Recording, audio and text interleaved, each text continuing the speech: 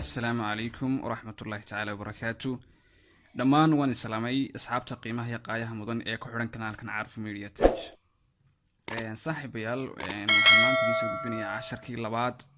نتوركين كا وين كسو قادني برنامج كيني باكت تريسر بروكسيكال كنتورك مركز إن شاء الله 10 كي أيام نسكب بلعب دونا maalintii hore wuxuu noogu joogay 10ku inaan isku xidhnay 3 computer oo ay si fiican isula xiriireen insha Allah maantana waxaan isku xidhi doonaa computerro iyo server waynu gudbinaa computerkan wayna serverka ayaan ku xidhi doonaa insha Allah markaas aynu wada socono markaa waxaan soo qaadanaynaa device-keeni waxaan soo qaadanaynaa serverka waa serverkii waa ka generic serverka ayaan soo qaadanay insha Allah computerna soo qaadanaynaa si caadi noo hayd computerna soo qaadanaynaa computeradii markaan soo qaadano kadibna waxaan soo qaadanaynaa central device oo ah switch baan soo qaadanaynaa mid kamid ah central device switchkaas aan soo qaadanaa si generic markaas waad aragtaan saddexdaas computer afar bay nooga soo dhig insha Allah serverkan insha Allah maanta waxaan u bixinaa isaga waa DHCP Dynamic Hosting Configuration Protocol oo ah serverka ay biyada u qaybiya computerada marka DHCP baan u bixinaynaa DHCP ayaan u bixinaynaa insha Allah markaas waan isku xidhaynaa hadii la dhigo xarkii ayaan soo qaadanaynaa xarkii halka automatic baan ka soo qaadanaa xarkaha marka waan isku xidhaynaa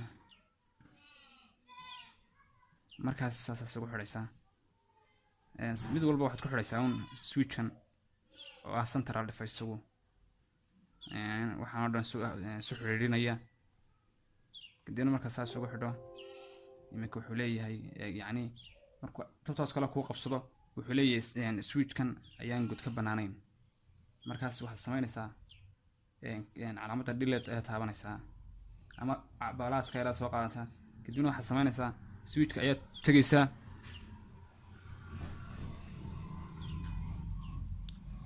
markaad switchka shaqto halka yar ayaad ka baqtinaysaa halka yar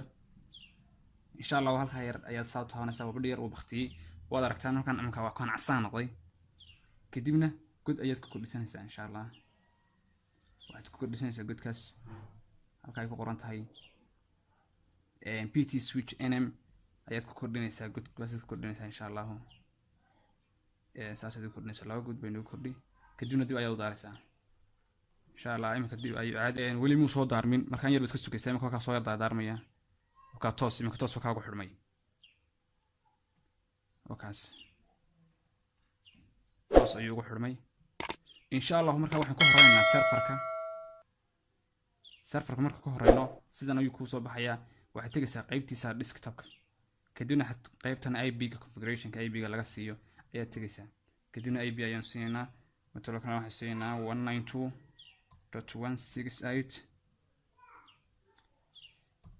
192.168.3.3 baan siinaynaa gateway-ga waa halka lagala xiriirayo marka gateway-gana waxaan siinaynaa 192.168.3.254 server imika ma hayno dhina server marka waa iska dhaafaysaa halkaas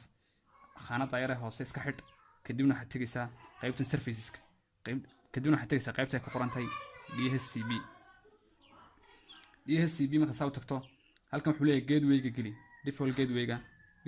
waxaa 192.168.3.254 iyuha halkaana on baad oranaysaa DNS-na ma jiro kadibna waxaad oranaysaa IP-ga wuxuu ka bilaabayaa .1 buu ka bilaabayaa waxaan oranaynaa .6 baa ka bilaabmay IP-ga kadibna save ayaad oranaysaa marka intaad tirahdo waa iskaga baxaysaa kadibna waxaad tagaysaa computerkan marka tagto desktopkiisa tagaysaa kadibna waxaad tagaysaa halkaas IP configurationka maanta halkan static oran lahayd IP-ga waxaad oranaysaa DHCP baa yani noo yaal DHCP-ga hana siiyo IP-ga marka DHCP marka waxa leeyahay request IP address codsanaya wakaas request successful buu leeyahay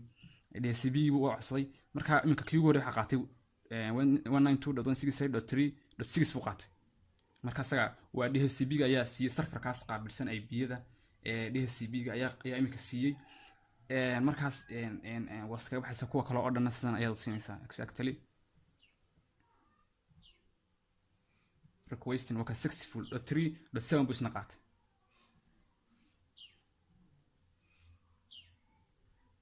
so ana DHCP isna .3.h buu qaatay marka kaasa ugu dambeeyana wakaasna successful.3.9 buu qaatay intaas ayaan ku joojinayaa maanta barnaamijkeena maanta insha Allah intaan casharkan oo kala la kulmi doono waxaan iga tagayaa. Assalaamu calaykum waraxmatullaahi wabarakaatuh.